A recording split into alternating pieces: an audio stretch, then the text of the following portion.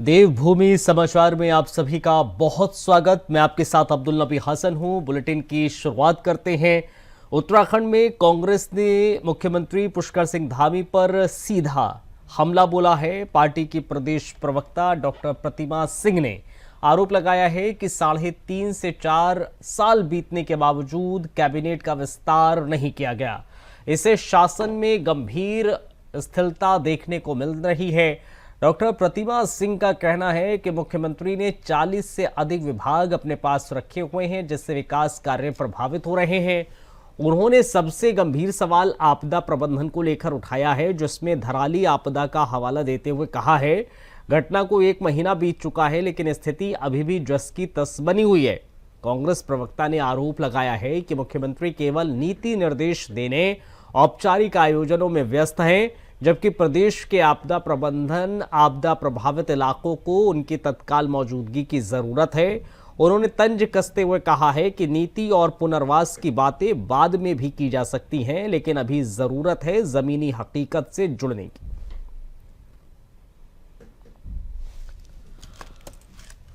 पहली बात तो पुष्कर सिंह धामी जी से ये कहना चाहूंगी, पुनर्वास नीति अब आप भी छोड़ दीजिए। अभी आप सिर्फ इतना बताइए कि जो सरकार है उसका जो कैबिनेट का जो विस्तार होना है वो कब होगा, क्योंकि 3.5-4 साल के करीब आपको हो चुके हैं, आप इस पद पर बैठे हैं और 40 से ज्यादा विभाग आपने अपने पास रखे हुए, जिससे प्रदेश का जो विकास है वो अवरुद्ध हो रहा है। सबसे महत्वपूर्ण विभाग अगर उत्तराखंड की दृष्टि से मैं बोलूं, आपदा प्रबंधन है और आपदा प्रबंधन भी आपने अपने पास ले रखा है। आज 1 महीना होने को आ रहा है धराली आपदा पे, लेकिन उसके बावजूद वहां की स्थिति जस की तस है। रुद्रप्रयाग में आज जिस तरीके से बादल फटा और वहां पे लोग 5 से ज्यादा लोग हैं जो सिर्फ न्यूज में दिखा रहे हैं कि गायब हो गए, वहां की स्थिति भी दयनीय है। तो आज आपको वहां होना चाहिए। ये नीति निर्देश, ये जो आप कार्यक्रम कर रहे हैं रेखा आर्या जी के साथ मिलकर, ये सब बाद में हो जाएंगे। आज प्रदेश के आपदाग्रस्त क्षेत्रों को आपकी जरूरत है, वहां ध्यान दीजिए। पुनर्वास नीति बाद में देख लीजिएगा। जनपद पौड़ी के पिठेड़ी वन रेंज में इन दिनों भालू का आतंक ग्रामीणों के लिए मुसीबत बन गया है। ग्राम सभा कुंडील, कुचौली और सोंठ में ग्रामीणों ने बताया है कि भालू अब दिन दहाड़े मवेशियों पर हमला कर रहा है और अब तक दर्जन भर से ज्यादा मवेशियों को मार चुका है। गांव के लोग दहशत में हैं, क्योंकि हाल ही में एक महिला पर भालू ने जानलेवा हमला किया। घटना के बाद गांव में भय और आक्रोश का माहौल है। ग्रामीणों का कहना है कि वन विभाग को कई बार सूचना देने के बावजूद अब तक कोई ठोस कार्रवाई नहीं हुई है। कांग्रेस के पूर्व विधायक गणेश गोदियाल ने इस पूरे मामले पर नाराजगी जाहिर करते हुए प्रशासन से तत्काल हस्तक्षेप करने की मांग की है। उन्होंने कहा है कि लोगों का जनजीवन बुरी तरह से प्रभावित हुआ है। अधिकारियों की चुप्पी बेहद चिंताजनक है। वहीं जिलाधिकारी की ओर से अब मामले में संज्ञान लेते हुए शीघ्र कार्रवाई का भरोसा दिलाया गया है। ग्रामीणों को उम्मीद है कि अब प्रशासन कोई ठोस कदम उठाएगा।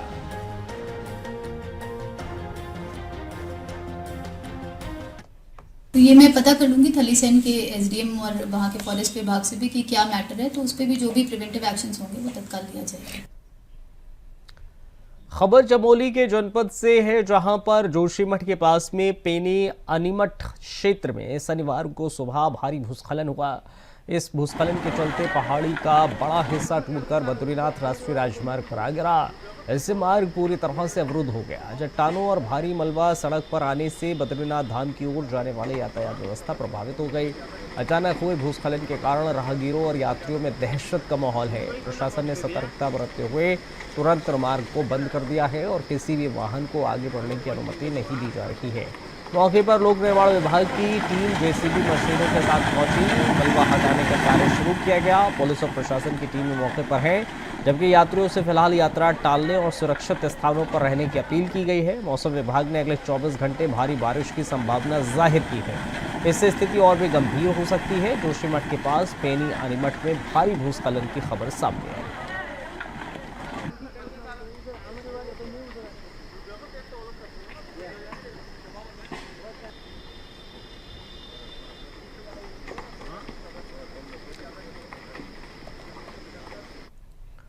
उत्तराखंड की रजत जयंती के अवसर पर बुलाए जा रहे विशेष सत्र को लेकर प्रदेश की सियासत गर्मा चुकी है। प्रदेश प्रवक्ता बीजेपी के सुनीता विद्यार्थी ने इस सत्र को लेकर कांग्रेस पर बड़ा हमला बोला है। उन्होंने कहा है कि मुख्यमंत्री पुष्कर सिंह धामी के नेतृत्व में ये विशेष सत्र प्रदेश की विकास यात्रा और भविष्य के रोड मैप पर केंद्रित होगा। इसमें उत्तराखंड की अब तक की उपलब्धियां और विकसित भारत के निर्माण में राज्य की भूमिका पर गंभीर चर्चा की जाएगी। सुनीता विद्यार्थी ने कांग्रेस पर पिछली बार नकारात्मक रवैया अपनाने का आरोप लगाया है। उन्होंने कहा कि बीते सत्र में विपक्ष ने सरकार का सहयोग नहीं किया, जनता से जुड़े मुद्दों पर कोई गंभीर चर्चा नहीं की। उन्होंने इसे दुर्भाग्यपूर्ण बताया है। बीजेपी प्रवक्ता ने उम्मीद जताई है कि इस बार कांग्रेस अपनी भूमिका को समझेगी और जनता के मुद्दों पर सार्थक सहयोग करेगी।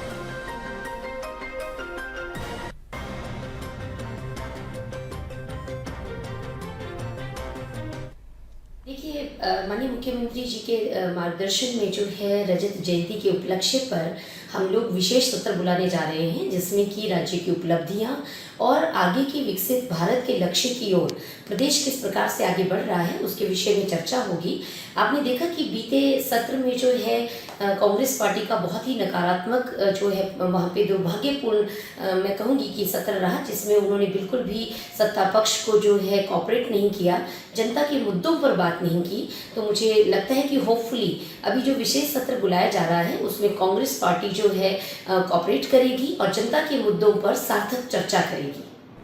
रामनगर जो विख्यात पर्यटन नगरी और कॉर्बेट नगरी के नाम से प्रसिद्ध है, अब नया मोड़ लेने को तैयार है। यहां पर नेचर गाइड डिप्लोमा कोर्स की मांग तेजी से उभर रही है। सामाजिक कार्यकर्ता नरेश शर्मा ने इस उद्देश्य से PNGPG महाविद्यालय के प्राचार्य डॉक्टर MC पांडे से मुलाकात की और कहा, रामनगर में आने वाले स्थानीय और विदेशी पर्यटकों की पहली मांग होती है कि एक प्रशिक्षित प्राकृतिक गाइड। अगर महाविद्यालय स्तर पर यह कोर्स शुरू हो जाए तो इससे युवाओं को रोजगार के नए अवसर मिलेंगे, स्थानीय लोगों को फायदा भी होगा।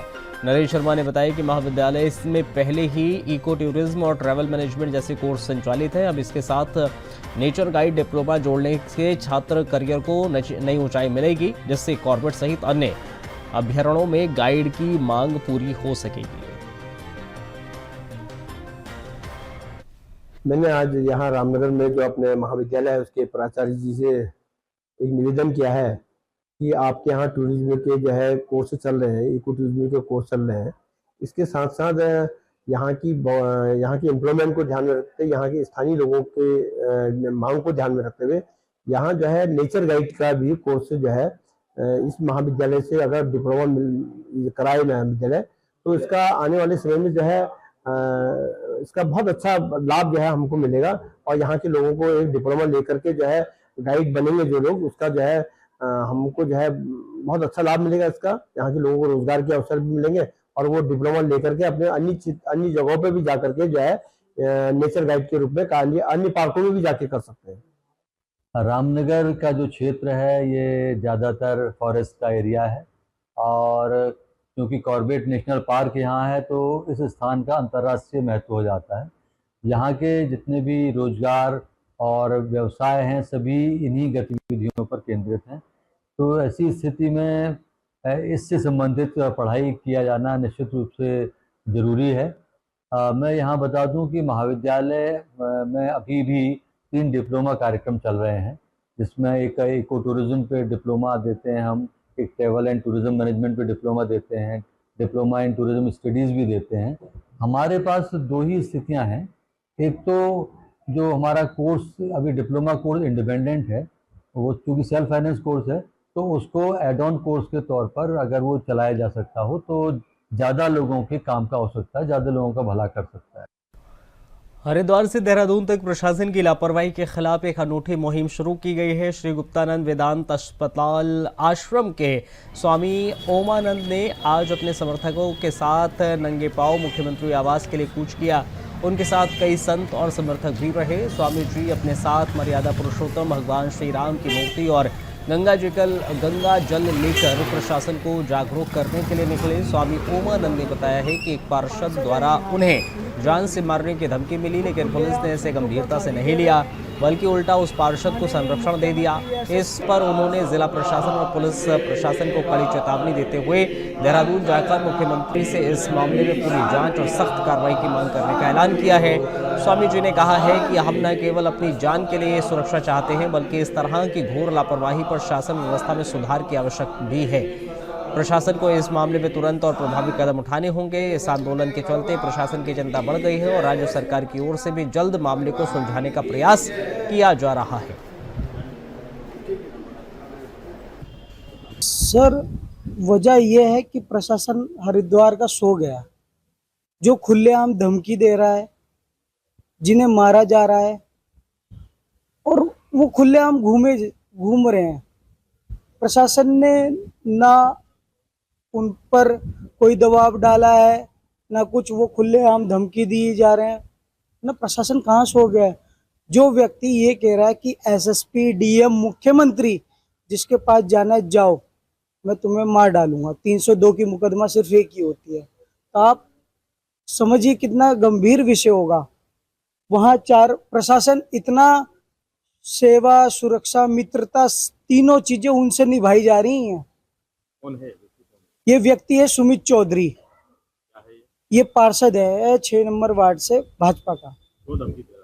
धमकी ये दे रहा है कि कुछ विषय हुआ था एक वृक्ष को लेकर, जहां उन्होंने अतिक्रमण कर रखा था जो एनजीटी के खिलाफ है।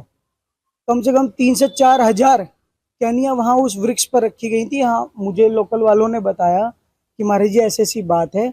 हम वहां गए, वहां का जो अमित अग्रवाल है ओनर, वो उस पर पहली से मुकदमा दर्ज है। उसने पूर्व में एमएनए रही, उन पर मिट्टी का तेल फेंका था और अपने ऊपर भी, और वो 6 महीने की जेल काट कर आया है और दोनों कोर्टों से हार रहा है और हाई कोर्ट में भी अपील है और उधर से भी चल रहा है। ऐसे व्यक्ति वो गाली गलौज कर रहे हैं, हमें मार भी रहे हैं। प्रशासन उन्हें सुरक्षा दे रही है। एक संत के स्वाभिमान की लड़ाई है ये, और एक संत के स्वाभिमान की रक्षा के लिए हम हरिद्वार से माननीय मुख्यमंत्री कार्यालय तक पैदल जाएंगे, माननीय मुख्यमंत्री जी के आवास तक पैदल जाएंगे। हरिद्वार जैसी तीर्थ नगरी में एक संत का अपमान किया जाना बड़ा दुर्भाग्य है। माँ गंगा के तट पर जहाँ संतों की नगरी है और संतों के साथ इस प्रकार का व्यवहार किया जाना उचित नहीं है। देखिएगा, एक पार्षद संत जी को, सुमित चौधरी जी संत जी को गाली देते हैं, अभद्र टिप्पणी करते हैं, उनको कहते हैं कि आप चाहे जिलाधिकारी के पास जिलाधिकारी महोदय के पास चले जाओ, एसएसपी महोदय के पास चले जाओ, चाहे आप मुख्यमंत्री महोदय के पास चले जाओ, मगर मैं आपको आकर के मारूंगा। और जो भी घटनाक्रम हुआ था वो बहुत छोटा सा घटनाक्रम था, मगर पूर्व में इन्होंने हमारे ऊपर हमला करने का एक प्रयोजन बनाया था। नंगे पैर जाएंगे जी, बिल्कुल नंगे पैर जाएंगे हम, और मुख्यमंत्री आवास तक हम लेंगे। चारधाम यात्रा पर जाने वाले श्रद्धालुओं के लिए अच्छी खबर है। Uttarakhand civil aviation development authority ने जारी कर दिया है 15 सितंबर से हेली शटल सेवा शुरू किए जाने की संभावना है। यूकाडा के सीईओ आशीष चौहान ने यह बताया है कि सुरक्षा और तकनीक तैयारियां अंतिम चरण में है। डीजीसीए के जरिए तय किए गए मानकों के तहत सभी आवश्यक व्यवस्थाएं की जा रही हैं। तैयारियों में PTZ camera, VHF set, ETC और IMT के अधिकारी तैनाती की जाएगी। लगभग 7 कंपनियां इस सेवा में भाग लेगी और यात्रियों की संख्या शुरू में सुरक्षा कारणों से सीमित रखने का निर्देश है। अगर सभी तैयारियां समय पर पूरी हो जाती हैं तो श्रद्धालुओं को हवाई यात्रा की बड़ी सुविधा मिलेगी। संबंध में हम लगातार प्रयत्न कर रहे हैं। डीजीसीए के द्वारा जो हमें शॉर्ट टर्म गोल्स दिए गए थे, उसके क्रम में हम लोगों की तरफ से जो भी चीज़ें इंस्टॉल की जानी है, जैसे PTZ कैमरा है, VHF सेट्स हमें लगाने हैं, ATC या IMD के लोगों को वहाँ पे बैठाया जाना है और ट्रेंड लोगों को वहाँ पे लगाया जाना है। प्लस एक जो SOP फॉलो करते हुए सुरक्षा को पूर्ण प्राथमिकता जो दी जानी है, तो इस क्रम में हम लोगों निरंतर प्रयासरत हैं। और मैं उम्मीद करता हूँ कि 15 सितंबर के आसपास हम लोग, जो हमारा प्लान है, तब हम हेली शटल सर्विसेज स्टार्ट करने की कंडीशन। 7 कंपनीज अपनी सेवाएं दे रही है और उनके शटल्स और पैसेंजर्स का जो नंबर है जो रिड्यूस करने के लिए DGCA के द्वारा कहा गया, तो उक्त क्रम में हम लोग ये प्रयास करें।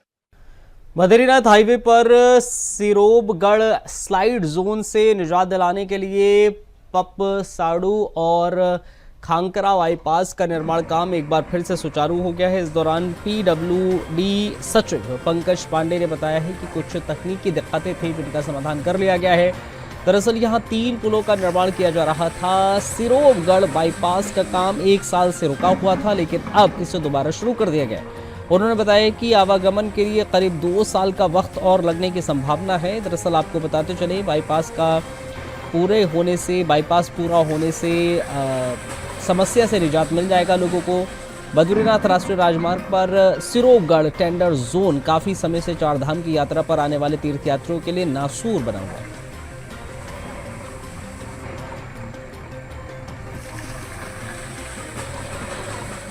सिरोबगढ़ को बाईपास करने के लिए एक ऑल्टरनेटिव प्लान किया गया था। उसमें 3 पुल बनाने थे और एक रास्ता बनाना था।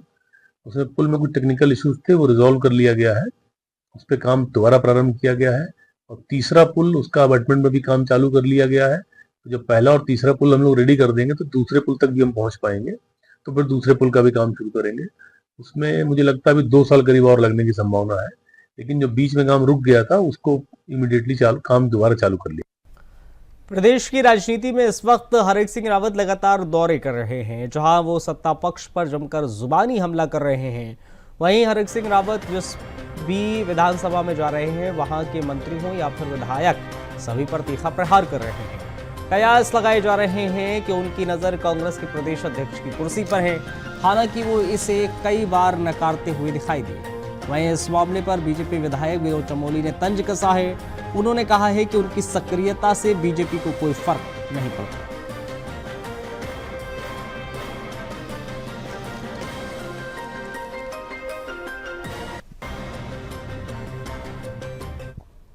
जो आगे बढ़ेगा उसकी टांग काटेंगे। अभी देखते हैं उसमें आगे कौन आता है। जो आगे बढ़ रहा है, फिर अब ऐसे ना कहते हैं कि जब एक डिब्बे में केकड़े रख दिए जाए तो उसको ढक्कन लगाने की जरूरत नहीं पड़ती है। तो बहुत सारे केकड़े वहां तैयार हो गए, तो जो थोड़ा आगे बढ़ता है पिछवाड़ उसकी टांग खींच देता है।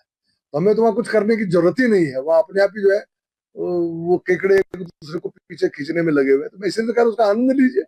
मैं समझता धर्मपुर सीट सबसे मजेदार सीट होने वाली है। बीजेपी प्रदेश अध्यक्ष महेंद्र भट्ट आपदाग्रस्त क्षेत्र रुद्रप्रयाग के बसु केदार और अगस्त मुनि चमोली जिले के चेपड़ो देवल थराली क्षेत्र में पहुंचे। यहां लगातार रुद्रप्रयाग और चमोली जिले में प्रभावित क्षेत्रों के स्थलीय निरीक्षण कर रहे हैं। इस दौरान आपदा से हुए नुकसान का जायजा लेने के साथ ही प्रभावितों से मुलाकात भी की है। दरअसल बीते रोज बादल फटने से चमोली और रुद्रप्रयाग जिले के कुछ इलाके भारी नुकसान की चपेट में हैं।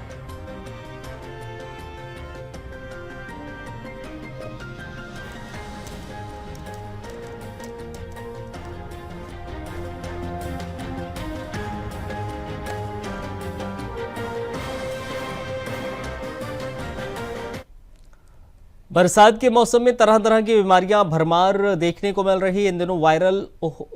इन दोनों वायरल और खून की कमी, वायरल जैसी बीमारियां बढ़ रही हैं। इसी क्रम में उधम सिंह नगर के सामुदायिक स्वास्थ्य केंद्र जयपुर में इन दिनों मरीजों का तांता लग गया है।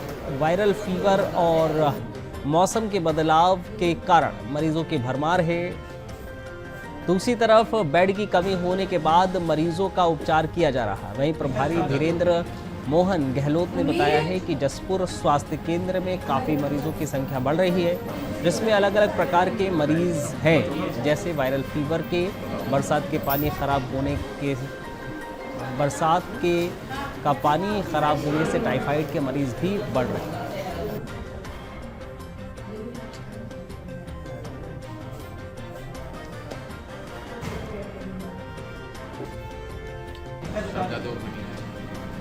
तो आपको बताते चले, स्वास्थ्य केंद्र में लगातार मरीजों की संख्या बढ़ रही है। मरीज लगातार बीमारियां दरअसल बढ़ रही हैं, जिस कारण मरीजों की संख्या में इजाफा हो रहा है। हालांकि इस दौरान जो बेड्स है, बेड्स की कमी से भी 2-4 होना पड़ रहा है। बावजूद उसके लोगों का इलाज प्रशासन की तरफ से, अस्पताल प्रशासन की ओर से, डॉक्टर्स की तरफ से किया जा रहा है।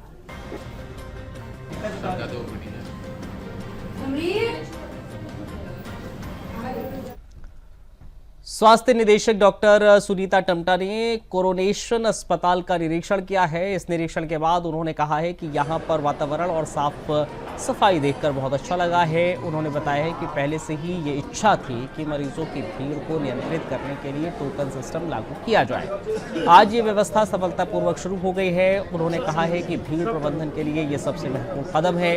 अधिकारियों ने उसमें कड़ी मेहनत की है, जिससे मरीजों को काफ़ी सुविधा है।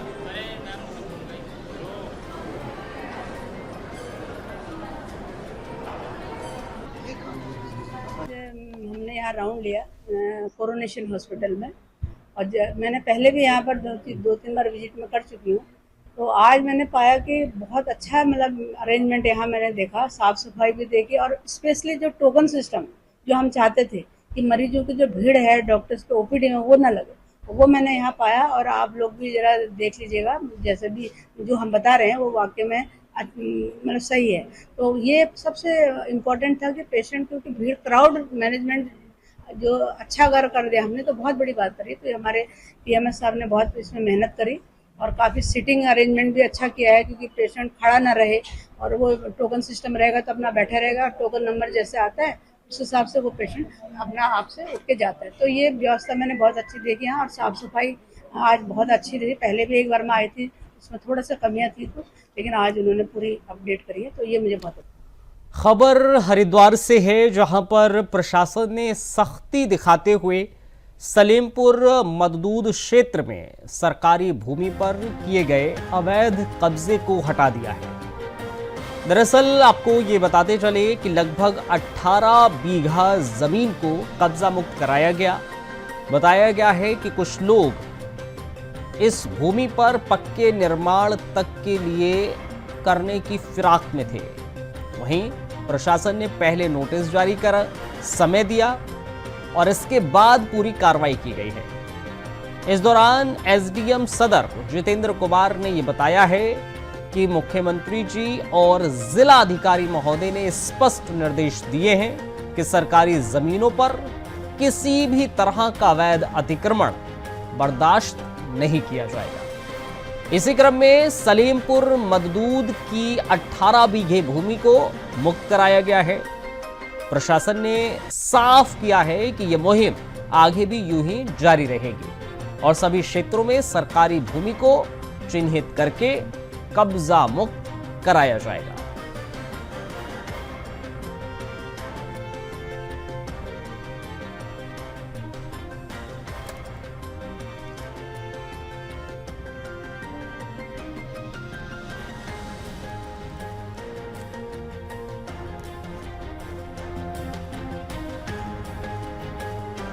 दरअसल आपको ये बताते चलें, प्रशासन ने सख्ती दिखाई है और कहा गया है हरिद्वार में प्रशासन की सख्ती एक बार फिर देखने को मिली है।